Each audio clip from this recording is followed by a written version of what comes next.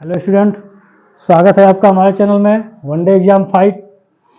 हम लोग प्राचीन इतिहास पढ़ रहे हैं और प्राचीन इतिहास के अंतर्गत हम लोग सिंधु घाटी सभ्यता पढ़ चुके हैं और वैदिक काल पढ़ रहे हैं। वैदिक काल को दो भागों में बांटा गया है। जैसा कि इतिहास में हम जो है ऋग वैदिक काल को जो है पढ़ा चुके हैं। आपको जो स्टूडेंट वीडियो नहीं देखे हैं वो पिछला वीडियो हमारा जाकर देख लें।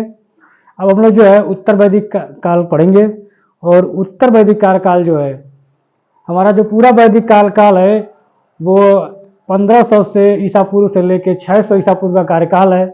इसको इतिहासकारों ने दो भागों में विभाजित किया, और उत्तर वैदिक काल और ऋग वैदिक काल। तो ऋग वैदिक काल का जो है कार्यकाल है वो 1500 ईसा पूर्व से 1000 ईसा पूर्व, और जो कि हम आपको पढ़ा चुके हैं। और उत्तर वैदिक काल का जो कार्यकाल है 1000 ईसा पूर्व से जो है 600 ईसा पूर्व का कार्यकाल है। तो हम लोग को उत्तर वैदिक काल का पढ़ना है। और उत्तर वैदिक का जो कार्यकाल है उसके बारे में भी हमने आपको, अगर देखा जाए तो हमको उत्तर वैदिक काल के बारे में जानकारी जो कहाँ से मिलती है, जो इसके साहित्यिक स्रोत का क्या है, उसके बारे में अगर देखा जाए तो हमने आपको ऋग वैदिक काल में ऋग्वेद के बारे में, यजुर्वेद, सामवेद, अथर्ववेद के बारे में विस्तार से समझाया है। और ऋग वैदिक काल में हमने जो है पूरा का पूरा जो बता दिया था। अब जो हम लोग देखेंगे उत्तर वैदिक काल। उत्तर वैदिक काल में जो साहित्यिक स्रोत को अगर देखा जाए ध्यान से, तो उत्तर वैदिक काल में जो साहित्यिक स्रोत है वो मुख्य रूप से सामवेद, यजुर्वेद, अथर्ववेद, ब्राह्मण, आरण्यक, उपनिषद। क्योंकि हमको उत्तर वैदिक काल के बारे में जो विस्तार से जो जानकारी मिलती है, या कह लीजिए कि जो उत्तर वैदिक काल में जो लिखे गए उपनिषद हैं, ब्राह्मण हैं, आरण्यक है, ये सब का जो साहित्यिक स्रोत है ये उत्तर वैदिक काल के साहित्यिक स्रोत हैं। इसीलिए हमको ये कहते हैं कि ऋग वैदिक काल में ऋग्वेद को माना जाता है, बाकी और जो साहित्यिक स्रोत हैं उनको उत्तर वैदिक काल में जो है इनकी रचना हुई है, या उससे संबंधित जो है हमको साहित्यिक स्रोत प्राप्त हुआ है। अगर देखा जाए, अगर यहाँ पढ़ें विस्तार से, तो उत्तर वैदिक काल का जो कार्यकाल है वो 1000 ईसा पूर्व से 600 ईसा पूर्व का कार्यकाल है। और जानकारी हमको जो ज़्यादा से ज़्यादा जानकारी उत्तर वैदिक काल के बारे में मिली है वो हमको सामवेद, यजुर्वेद, अथर्ववेद, ब्राह्मण, आरण्यक और उपनिषद से मिलती है कि उस समय का इतिहास क्या था, राजनीतिक स्थितियाँ क्या थी, सामाजिक स्थितियाँ क्या थी, आर्थिक स्थितियाँ क्या थी। तो उसके बारे में हमको विस्तार से जानकारी किससे मिलती है? इन ब्राह्मण, आरण्यक, उपनिषद और यजुर्वेद, सामवेद, अथर्ववेद से मिलता है। तो जो कि ऋग्वेद में, ऋग वैदिक काल में हम जो है आपका सामवेद, यजुर्वेद और अथर्ववेद और ऋग्वेद चारों वेदों को जो है हम पढ़ा चुके हैं। बाकी शेष जो बचे हुए हैं ब्राह्मण, आरण्यक, उपनिषद, इसको हम लोग उत्तर वैदिक काल में पूरा करेंगे।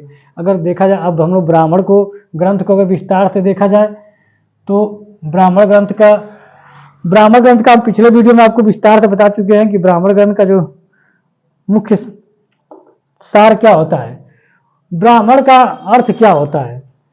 वेदों पर टीकाएं या टिप्पणी, अर्थात वेदों का सरल भाषा में व्याख्या। जो चारों वेद हैं वो इस तरह के संस्कृत या कठिन भाषाओं में लिखे गए हैं जिसका आम लोग नहीं पढ़ पाते हैं। इसलिए जो उस समय के ऋषि मुनि थे उन्होंने इसको सरल भाषा में व्याख्या किया ताकि हर व्यक्ति जो है इसको समझ सके। तो उसी को कहते हैं कि वेदों पर टीकाएं या टिप्पणी, अर्थात वेदों का सरल भाषा में जो व्याख्या किया गया और जो ग्रंथ बना उसी को क्या है, ब्राह्मण ग्रंथ कहते हैं। यहाँ पे कुछ प्रमुख ब्राह्मण ग्रंथ हैं जिसके बारे में हम आपको बता दें, एग्जाम में कभी कभी पूछ देता है आपका। ऐतरेय ब्राह्मण और कौशितकी ब्राह्मण। यहाँ ऋग्वेद के दो प्रमुख ब्राह्मण हैं, ऐतरेय ब्राह्मण और कौशितकी ब्राह्मण। नीचे जो है तैत्तिरीय ब्राह्मण और शतपथ ब्राह्मण, ये दोनों के दोनों जो है यजुर्वेद के भाग हैं। उसमें भी तैत्तिरीय ब्राह्मण कृष्ण यजुर्वेद और जो है शतपथ ब्राह्मण शुक्ल यजुर्वेद के ब्राह्मण ग्रंथ हैं। अगर पंचविश और देखा जाए और षड्विश, दो ब्राह्मण ग्रंथ हैं, किसके हैं? ये सामवेद के हैं। तो सामवेद का जो सरल भाषा में व्याख्या किया गया उसमें दो भागों में बनाया गया, एक तो पंचविश और दूसरा षड्विश, उसका सरल व्याख्या है। गोपथ ब्राह्मण, अगर अथर्ववेद का केवल एकमात्र जो है ब्राह्मण ग्रंथ है वो है गोपथ ब्राह्मण। तो ये आपके प्रमुख ब्राह्मण ग्रंथ हैं जो कि हमारे प्रमुख वेदों का सरल भाषा में व्याख्या किया गया ताकि हर व्यक्ति जो है इसको आसानी से समझ सके। उन्हीं वेदों के ये जो है कुछ प्रमुख ब्राह्मण ग्रंथ हैं, जो है लगभग आपका जो ब्राह्मण ग्रंथ से जो आएगा वो लगभग आपका हमने इतना बता दिया है। ब्राह्मण के बाद हम लोग आप देखेंगे आरण्यक को, कि आरण्यक क्या होता है।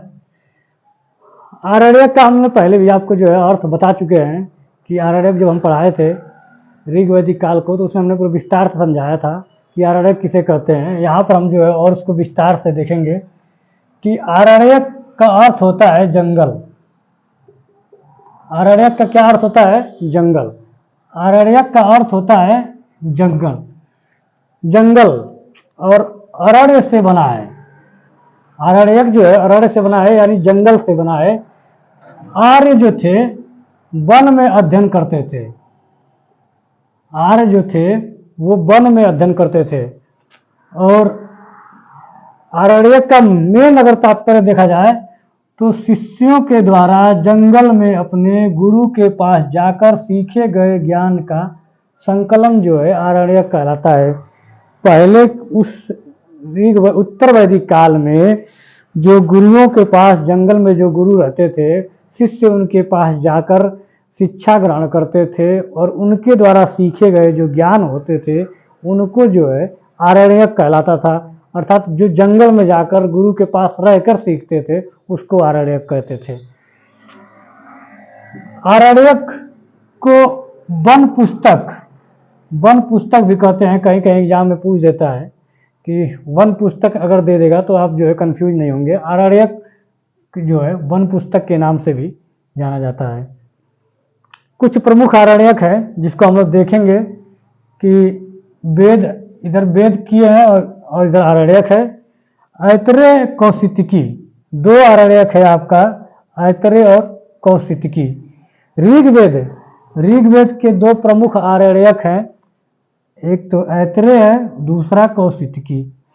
उसी तरह अगर देखा जाए तो तैतरी, बृहद आरण्यक और शतपथ ये जो है यजुर्वेद के भाग हैं।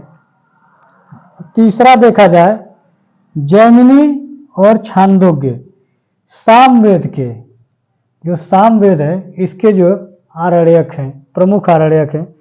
अगर अथर्ववेद के आरण्यक की बात किया जाए तो अथर्ववेद का जो है कोई भी आरण्यक नहीं है। तो लगभग ये आपका पूरा आरण्यक हो गया। ब्राह्मण और आरण्यक के बाद हम लोग देखेंगे उपनिषद को। उपनिषद को तोड़कर अगर देखा जाए दो भागों में बांटकर, तो उप का अर्थ होता है निकट और निषद का अर्थ होता है निष्ठापूर्वक बैठकर, पास में निष्ठापूर्वक बैठकर।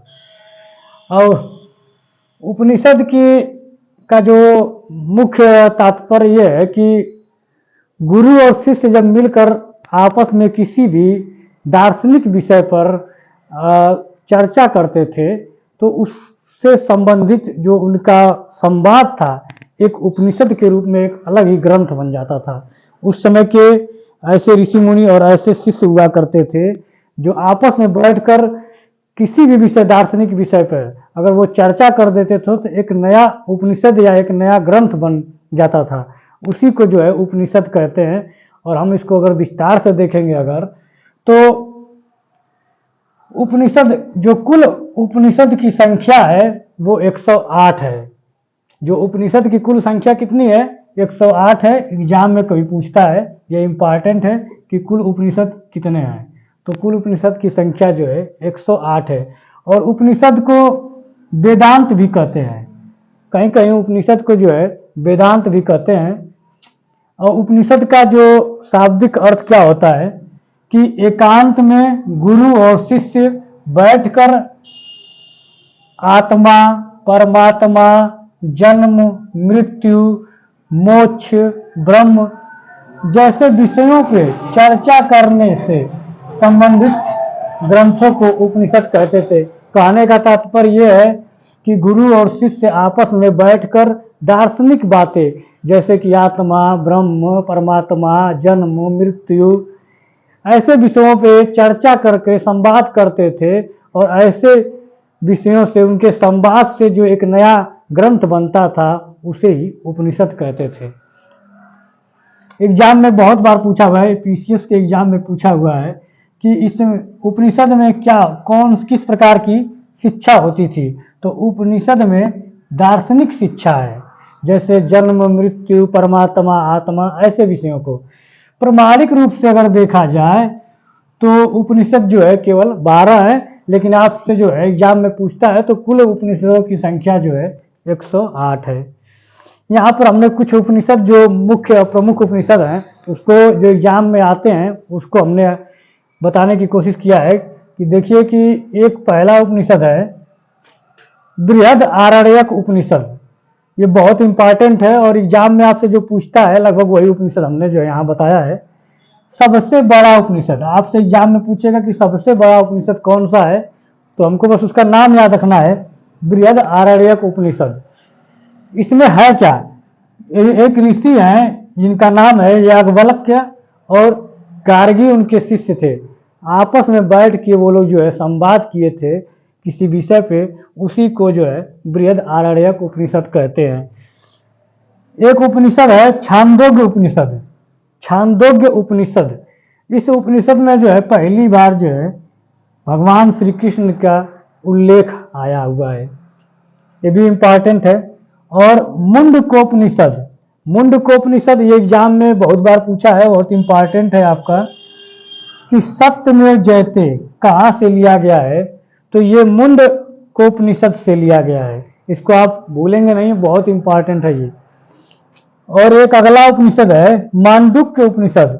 ये सबसे छोटा उपनिषद है। आपसे एग्जाम में पूछेगा कि सबसे बड़ा उपनिषद कौन सा है, सबसे छोटा उपनिषद कौन सा है, तो सबसे छोटा उपनिषद जो है मांडुक्य उपनिषद। और एक और इम्पॉर्टेंट उपनिषद है कठोपनिषद।